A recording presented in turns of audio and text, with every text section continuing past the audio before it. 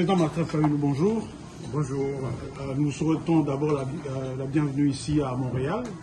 C'est un réel plaisir de vous retrouver après autant de mois ou même d'années, parce que c'est depuis la fin de Covid, c'était aux États-Unis. Le 4 juillet oui. 2020. 2020, voilà, 2 ans après. Quel est l'objet de votre visite ici au Canada, alors que nous savons que vous êtes en tournée américaine? Écoutez, l'objet de ma visite au Canada, c'est comme aux États-Unis.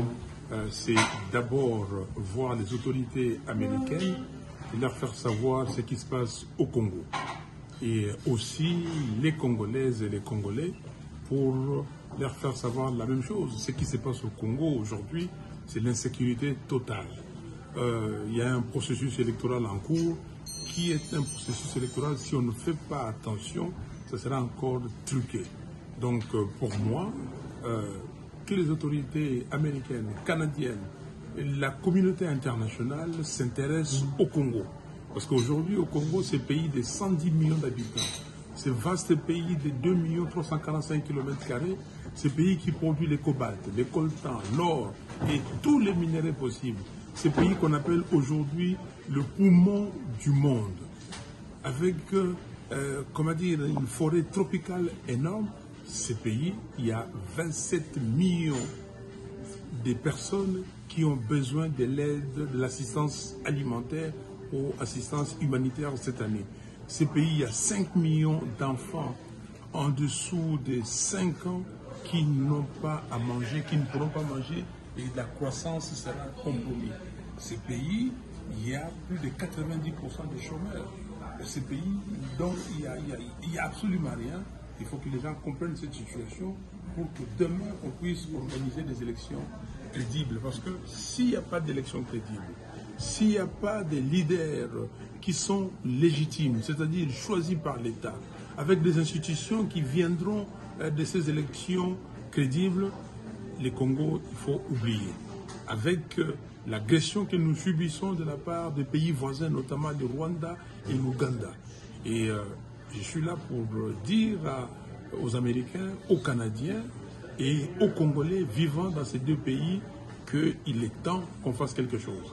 Nous savons que la situation qui se passe dans notre pays est une situation déplorable. Ça fait autant d'années que le pays est plongé dans cette crise, notamment à l'est du pays. Et nous voyons ce qui se passe aujourd'hui à l'Assemblée générale des Nations unies, où la voix du Congo, il faut le dire, véritablement n'est pas écoutée, puisqu'il n'y a pas de changement.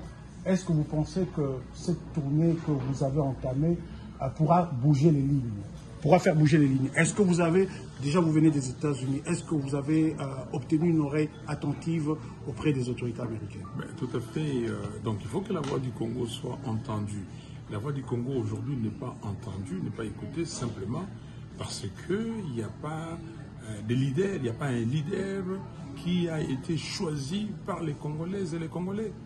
Donc les jours où les leaders congolais seront légitimes, c'est ces jours-là, on écoutera la voix du Congo.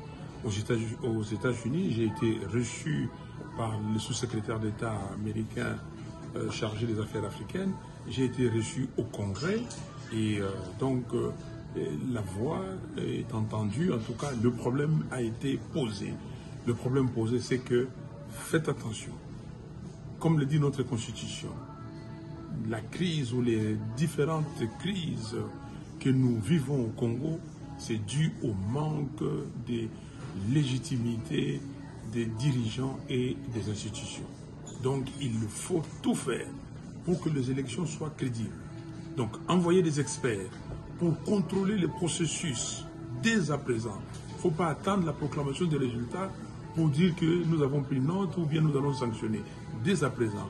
Deuxièmement, mettre toutes les parties prenantes ensemble pour qu'elles se conviennent des règles des élections. Et si les parties prenantes ne se mettent pas ensemble, si c'est quelqu'un comme aujourd'hui, M. Tshisekedi, qui a déjà la Cour constitutionnelle, qui a la commission électorale, qui a une loi électorale taillée à sa mesure, à sa demande, on ne pourra pas avoir des élections crédibles. Peut-être un message en Lingala pour terminer, pour les compatriotes qui sont ici qui vivent ici au Canada, parce que hier vous avez tenu une conférence aux États-Unis où vous avez parlé à nos compatriotes vivant aux États-Unis. Quel est le message que vous pouvez lancer à nos compatriotes qui vivent ici? Message à l'égard de Moko. Biso, bana décidé de venir au Congrès. Banda, Mokolazomi na Moko, to Mokoti Mokolazomi na Mine, na Kisangani. Tolobi Congo et Kolobo Moko. Bande Konangai, to Palangana te.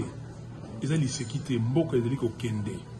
Baza Kozwa Biso Mboka, mais Biso Tozolala. Il y en a hier, on a la Moussaba Congolais. Ndenge to sala di groupe bi lamuka ba Congolais no so ba lamuka moto na moto pa yo ya azali aluka akosala nini na ye apona ko bisa bino na Amérique du Nord awo bo sala makasi boye bisa batu oyo baza okamba état